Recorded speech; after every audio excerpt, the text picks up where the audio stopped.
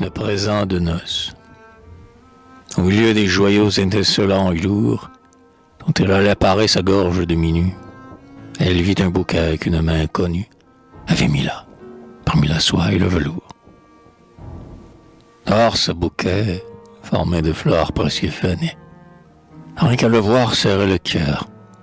Les nénuphars, les glaïeuls maladifs, fils de matins blafards, les lys, penchés sur leurs tiges déracinées, entouraient les pavots qui charment les douleurs, les safrans que l'on voit scintiller dans les herbes, et les dahlias lourds, dont les fraises superbes étalent au soleil leurs sanglantes couleurs. Et ces fleurs avaient comme un parfum de souffrance.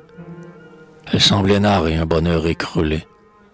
La main qui les cueillit en ayant exilé tout emblème d'amour heureux ou d'espérance. Elle semblait, dernier présent de quelque amant, juste à l'heure où la Vierge allait devenir femme, être la plainte triste et navrante d'une âme qui seule avait gardé la foi d'un doux serment. Alors, se souvenant, la blonde fiancée, rêveuse, contempla le bouquet, puis le prit, et, comme un vieux refrain, surgit dans son esprit, le roman oublié de la saison passée. Et, quand pour respirer le parfum de ses fleurs, elle approcha sa bouche infidèle et rosée, en croyant effleurer des gouttes de rosée, sans pleurer, elle apprit le goût amer des pleurs.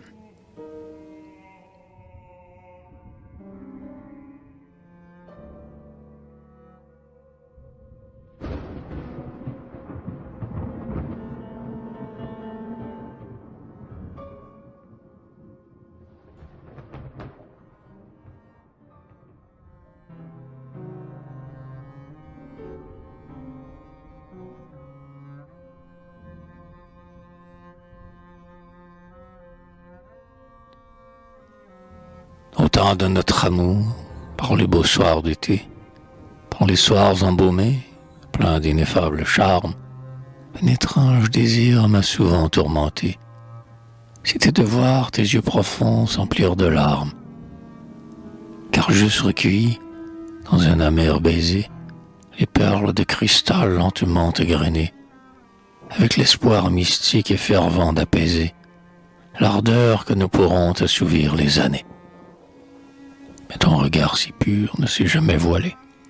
Il rayonnait avec la splendeur souveraine et le calme fatal de l'azur étoilé, et rien n'en a troublé la cruauté sereine. Or, voici qu'aujourd'hui tes yeux cerclés de noir trahissent sans pitié les pleurs de l'insomnie, et voici que ton front se penche, sans espoir, comme pour attester ce que ta fierté nie. Voici qu'une implacable et muette langueur te mine sourdement, et voici que les fièvres ont effacé les plis du sourire moqueur, du sourire orgueilleux qui trônait sur tes lèvres. Ton rêve s'est cassé les ailes, lourdement, et tu pleures ton rêve, ô chère inoubliée. Te souvenant peut-être alors de cet amant, des bras de qui tu t'es follement délié. Tu pleures nuit et jour, sans te plaindre, tout bas. Et l'époux qui n'a pas deviné tes alarmes, lui qui n'a jamais su t'aimer, ne viendra pas boire un long baiser, l'amertume et des larmes.